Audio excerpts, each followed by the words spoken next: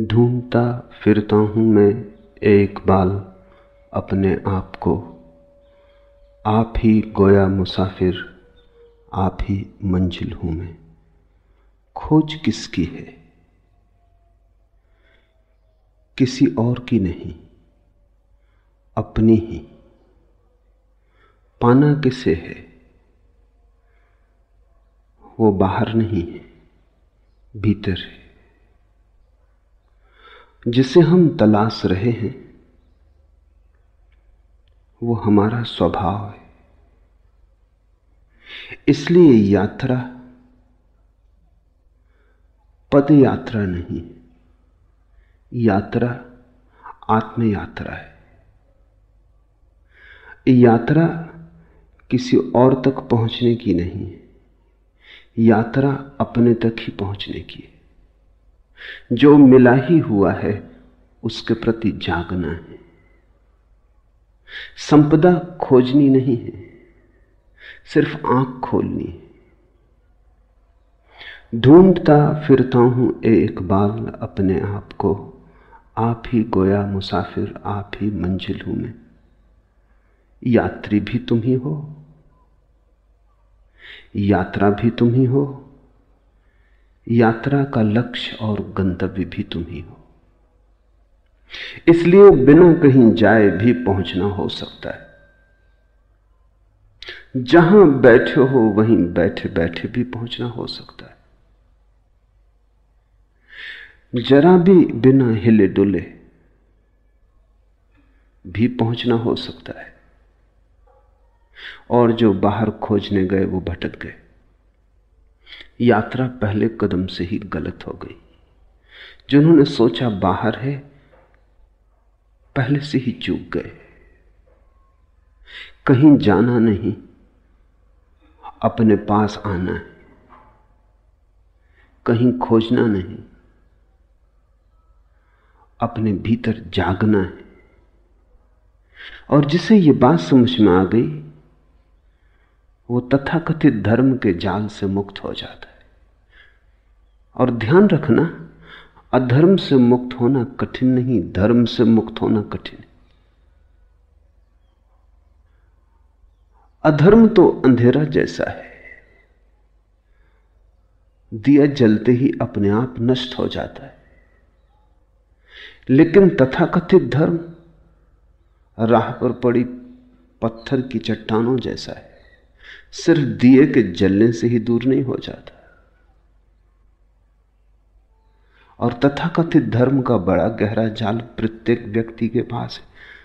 तुम्हें ऐसा व्यक्ति खोजना मुश्किल होगा जो न हिंदू है, न मुसलमान है, न ईसाई है, न जैन है, न बौद्ध है, न सिख है। कोई न कोई जाल पास है।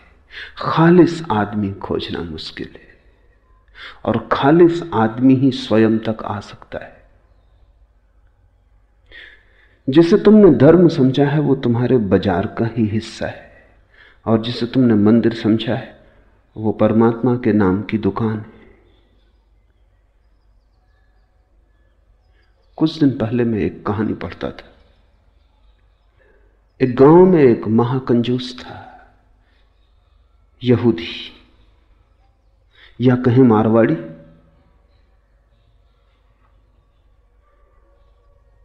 उसने कभी एक पैसा दान न दिया। गांव में भिखारी भी उसके घर की तरफ नहीं जाते थे। अगर कोई नया भिखारी उसके घर की तरफ जाता तो लोग समझ जाते कि नया भिखारी। जिसको थोड़ा भी पता है वो कभी भीख मांगने उसके द्वार पर न जाएगा। उसने कभी दिया ही नहीं। वो भिखारी से भी कुछ छीन सकता था, देना उसकी आदत न थी। लेकिन एक दिन वो गांव के धर्मगुरु के द्वार पर पहुंचा, यहूदी धर्मगुरु, और उसने कहा कि आज मेरे लिए कुछ प्रार्थना करनी होगी। धर्मगुरु ने सोचा कि अब प्रार्थना करवाने आया है तो कुछ दान करवा लेने का मौका है।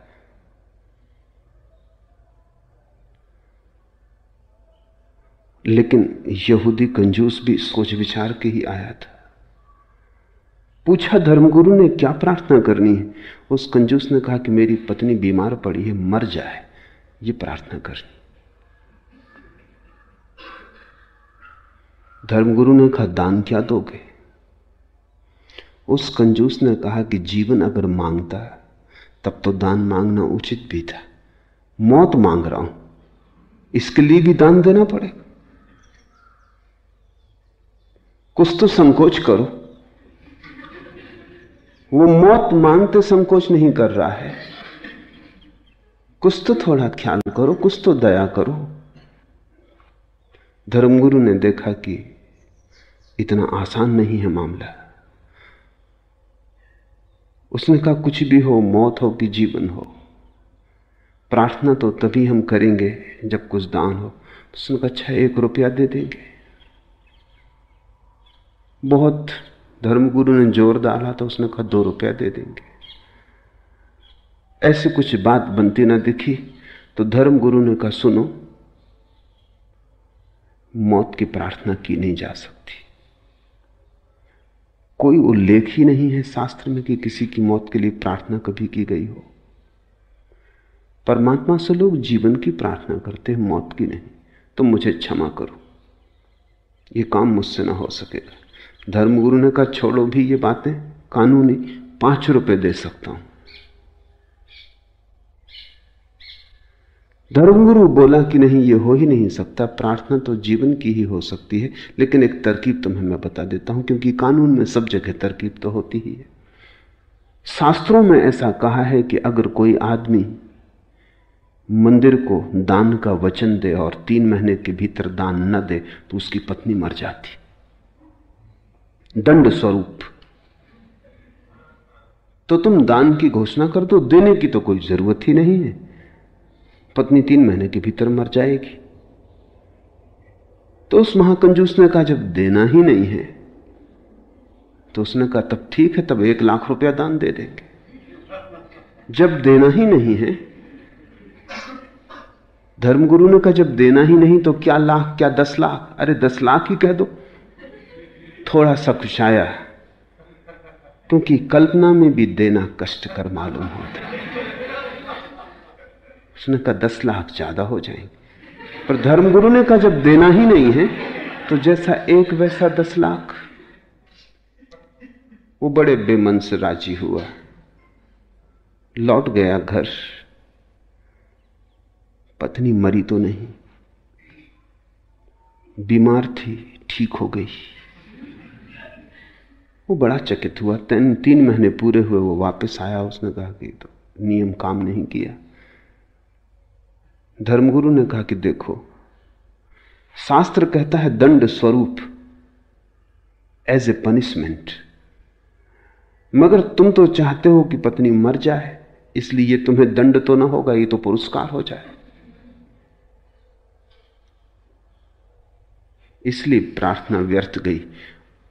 अगर तुम सच में ही चाहते हो पत्नी मर जाए, तुम अब ऐसा करो कि जाके बाजार से कुछ हीरे जवाहरात खरीदो, कुछ सुंदर साड़ियां खरीदो, पत्नी को भेंट करो। पत्नी तुम्हारे प्रति इतनी प्रेम से भर जाए और तुम भी इतने प्रेम से भर जाओ कि तुम्हारे प्राण कहने लगे कि नहीं अब मत मार, हे परमात्मा अब मत मारना। तब वो मारेगा, तभी तो दंड हो सकता, नहीं तो नियम।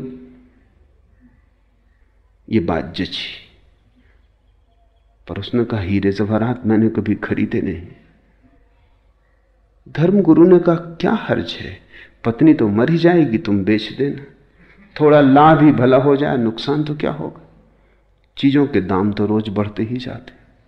ये बात जची। वो गया,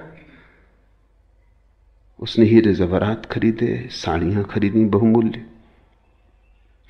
कभी खरीद के घर लाया न था। पत्नी तो हैरान हो गई कि इसमें ऐसा रूपांतरण हुआ। निश्चित ही धर्मगुरु की कृपा से हुआ होगा, मंदिर गया इसीलिए हुआ होगा। उसने भी पहली दफा उसे प्रेम से देखा और पत्नी उसे इतना प्रेम करने लगी